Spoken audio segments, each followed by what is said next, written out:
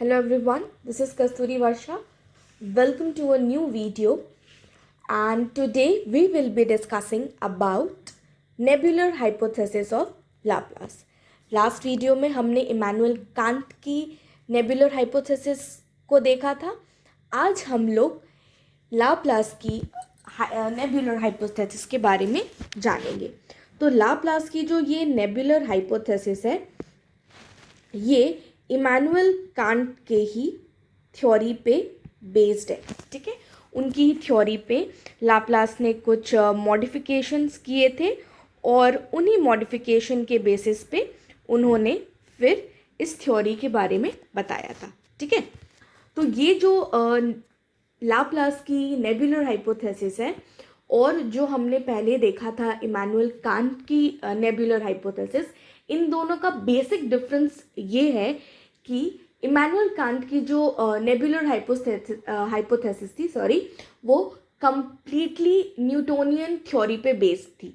ठीक है, और ये जो हाइपोथेसिस है ये इसमें ज़रूर न्यूटन की थ्योरी अप्लाई की जाती है, बट इसमें एक और कॉन्सेप्ट है, दैट इज कॉन्सेप्ट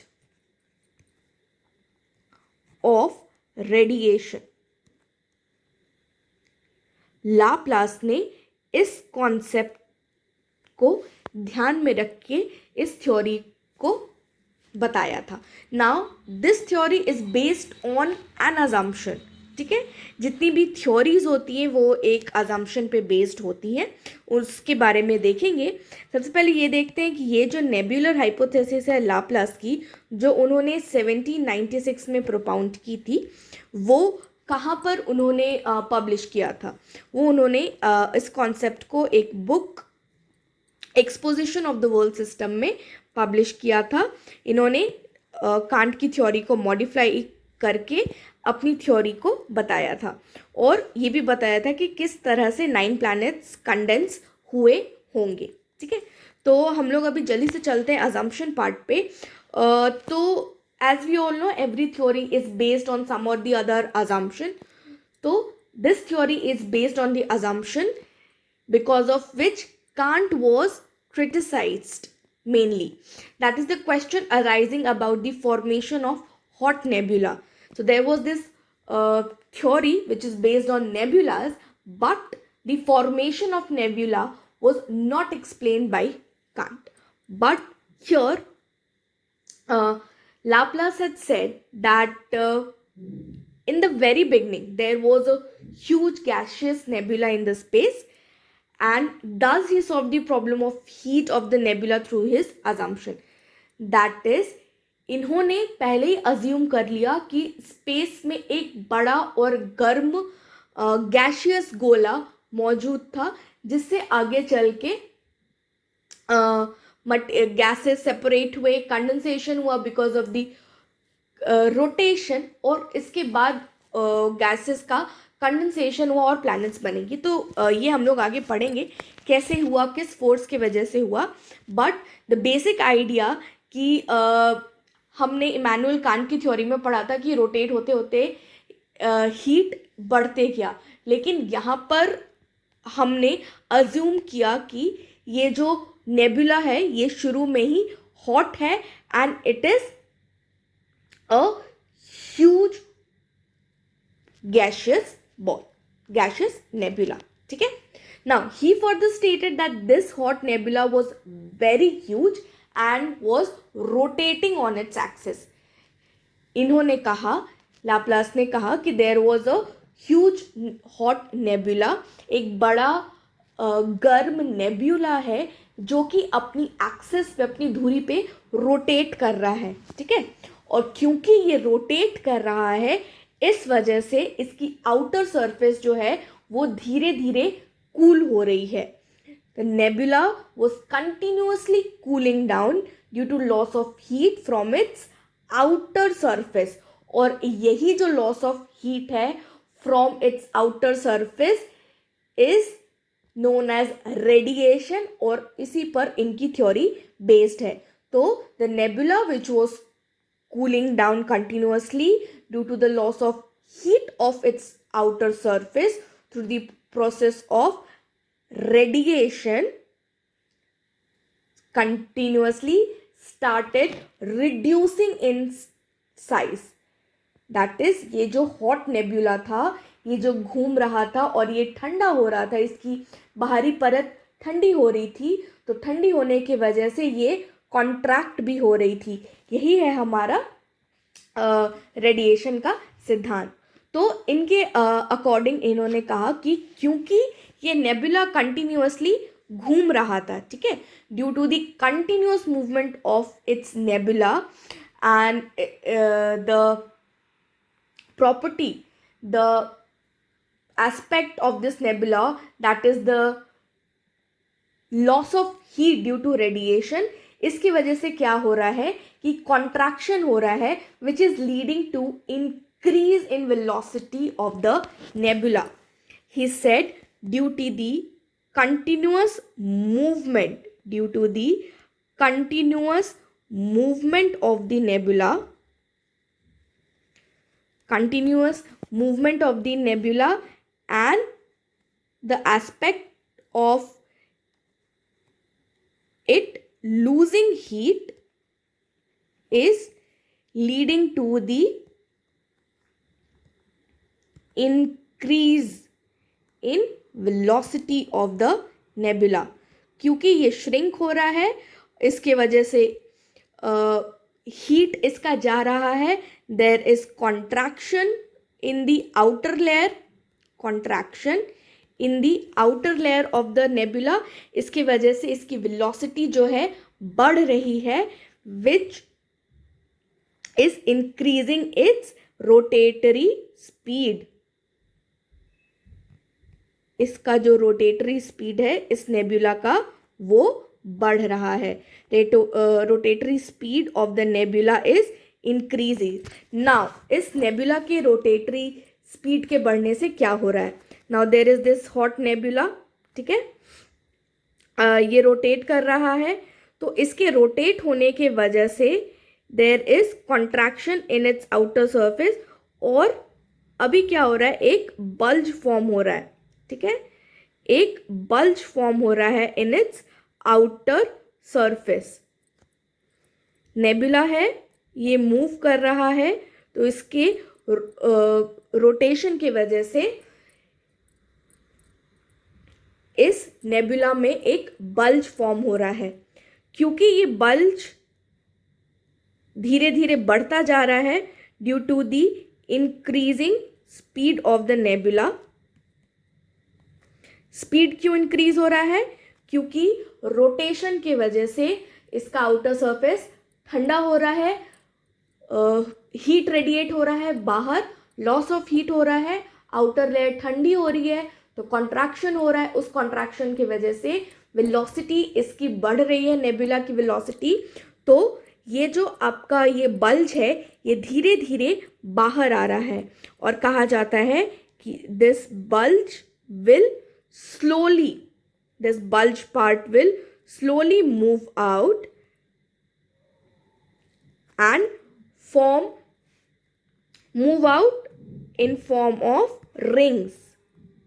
ठीक है, ये रिंग्स के रूप में बाहर निकलेगा और इस नेबुला के अराउंड रिवॉल्व करने लगेगा. ठीक है, बस सबसे पहले एक नेबुला है, वो हॉट है, वो रोटेट कर रहा है, रोटेशन की वजह से उसकी हीट एनर्जी लॉस हो रही है, और उस हीट एनर्जी के जाने की वजह से उसका जो आउटर लेयर है वो कॉन्ट्रैक्ट हो रहा है, कूल हो रहा है.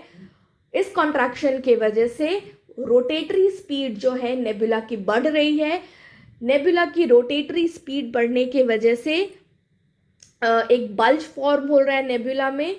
धीरे धीरे जैसे जैसे इसकी वेलोसिटी इंक्रीज हो रही है, दैट इज रोटेटरी स्पीड बढ़ रही है, ये जो बल्ज पार्ट है ये नेबुला से बाहर आ जाएगा और एक रिंग के रूप में इस नेबुला के चारों तरफ रोटेट करने लगेगा. ठीक है, now all the rings will coalesce to form hot gaseous agglomeration. These rings will coalesce to form hot gaseous agglomeration which will rotate around the nebula in an orbit. ठीक है, इतना समझ में आ गया आई गेस? नहीं समझ में आया होगा तो आप ज़रूर नीचे कमेंट में बता सकते हो, ठीक है ना। कहा जाता है कि लाप्लास ने कहा कि ये जो रोटेटरी स्पीड है ये बढ़ रही है। Now why there was an increase in velocity of the nebula? Simple, it was due to the gradual loss of heat from the outer surface of the nebula through radiation, and this was because of the circular motion which led to the reduction in the size and volume of the nebula, which further increased the circular velocity of the nebula. Simple है, यही मैंने अभी हिंदी में भी बताया था. Now as the velocity of the rotatory motion continued to increase, the centrifugal force became so great that it exceeded the centripetal force and the bulged part finally moved out. Now अब क्या हमने देखा कि ये centripetal force जो है ये बढ़ गया. Now what happened due to the increase centrifugal force? ठीक है, सेंट्रीफ्यूगल फोर्स हमने पढ़ा कि ये इतना बढ़ गया कि सेंट्रीपिटल फोर्स को भी इसने ओवरपावर कर दिया. तो नाउ ये सेंट्रीफ्यूगल फोर्स जो है उसके बढ़ने से क्या हुआ? Now due to the increased centrifugal force the outer ring was separated from the nebula. क्योंकि ये जो सेंट्रीफ्यूगल फोर्स था ये बढ़ गया तो ये जो आउटर रिंग था it got separated from the nebula and it started moving around the nebula. ठीक है, यही था बस. तो the original nebular ring which came out of the nebula was divided into 9 rings. ठीक है, which moved away from each other because of the same force, centrifugal force के वजह से अलग अलग हुआ. Now जो भी मटीरियल थे इस रिंग के, इस नेबुला से जो निकले थे वो फाइनली कंडेंस होते हैं और धीरे धीरे करके ये प्लैनेट्स का रूप लेते हैं. नाउ ईच एग्लोमरेशन, ऐसे 9 रिंग्स निकले. Each hot gaseous agglomeration was later cooled and condensed to form planets. यही है आपकी लाप्लास की थ्योरी. तो लाप्लास की थ्योरी के मेजर मेरिट्स क्या क्या हैं? सिंपल है, 2 मेरिट्स हैं.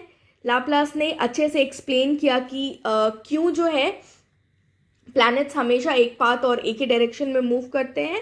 नाउ सेकंड मेरिट जो इनके थ्योरी में थी वो थी कि इन्होंने अर्थ के interior structure, that is earth का इंटीरियर जो है वो क्यों मोल्टन है ये भी बताया. Now he explain the reason of earth's interior being in molten form by the concept of radiation. That is rotate कर रहा है, हीट रेडिएट हो रहा है तो बाहर की परत जो है वो ठंडी हो रही है एंड वो धीरे धीरे ठंडी होके कंडेंस हो गई और इंटीरियर का पार्ट जो है वो अभी भी मोल्टन है. ठीक है, क्रिटिसिज्म जो था हर थ्योरी की जैसी इस थ्योरी का भी कुछ क्रिटिसिज्म है. जो क्रिटिसिज्म है इनकी थ्योरी का वो है कि सबसे पहला criticism, he explained that the earth rotates slowly in comparison to the planets. इन्होंने जो क्वेश्चन था कि क्यों ऐसा होता है वो उन्होंने कहा कि इस वजह से होता है. बट एक्चुअल में जो इनकी थ्योरी में जो कॉन्सेप्ट है, according to the concept of his theory the rotation of sun should be very fast. तभी तो वो जो नेबुला के जो बल्ज्ड पार्ट है वो बाहर आएंगे. That is if you are trying to explain that a sun or a nebula which is a hot body and it is emitting radiation and is getting cooled down and shrinking, there should be very high rotation and very high velocity, है ना, बहुत ही तेजी से घूम रहा होगा. But in reality the sun moves very slowly. तो ये जो फिनोमेना है वो उन्होंने अपनी थ्योरी में एक्सप्लेन नहीं किया, दैट इज, या फिर उन्होंने अच्छे से इसको एक्सप्लेन नहीं किया. सेकेंड ये है कि he could not explain the difference in the composition of inner and outer planets. जो कुछ पार्ट्स रॉकी है, कुछ प्लैनेट्स रॉकी हैं, कुछ गैशियस है, ऐसा क्यों है, इनमें डिफरेंस ऐसा क्यों है, ये उन्होंने नहीं एक्सप्लेन किया। इन्होंने बताया कि 9 प्लैनेट्स बन रहे हैं, ये उन्होंने अच्छे से समझाया, बट जो कॉम्पोजिशन है इनर और आउटर प्लैनेट्स में ये डिफरेंस क्यों है, कोई कुछ प्लैनेट्स गैशियस और कुछ सॉलिड क्यों है, रॉकी क्यों है, ये वो नहीं बता पाए। Third, he also failed to explain the revolution in the opposite direction by some of the subplanets like Saturn and Uranus. ये दो जो planets हैं ये बाकी planets के opposite direction में revolve करते हैं, ठीक है। तो ये जो revolution है around the sun ये उल्टा क्यों है बाकी planets के comparison में, ये भी वो explain करने में सक्षम नहीं थे। लास्ट क्रिटिसिज्म जो इनका था कि going by the processes of his theory more rings should have been separated, क्योंकि वो जो सेंट्रीफ्यूगल फोर्स है, सेंट्रीपीटल फोर्स है, वो अभी भी एक्ट कर रहा है। तो ऐसा क्यों हुआ कि सिर्फ एक रिंग निकले और उस एक रिंग से 9 ही रिंग निकले, और क्यों नहीं निकले, वो जो फोर्स एग्जिस्ट कर रहा था वो शांत कैसे हो गया, ये वो समझा नहीं पाए थे, ठीक है। और फाइनली क्या हुआ, लाप्लास की थ्योरी जो थी इसको एक्सेप्ट किया गया था, but there was this another scientist named Roche. तो रॉश ने फिर लाप्लास की थ्योरी को मॉडिफाई किया, और Roche modified his theory by arguing that the huge gaseous mass with low density could not have given rise to a huge thick ring. That is, इन्होंने कहा कि जो नेबुला है, जो इतना बड़ा सा ह्यूज ह्यूमंगस गैशियस मास है, ऐसा नहीं हो सकता कि उसने एक थिक रिंग को निकाला होगा, उससे बल्ज होके एक ही थिक रिंग निकली होगी जिससे 9 प्लैनेट्स निकला।